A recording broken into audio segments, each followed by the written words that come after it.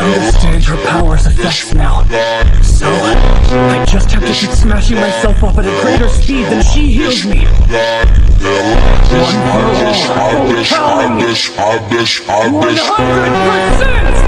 100%!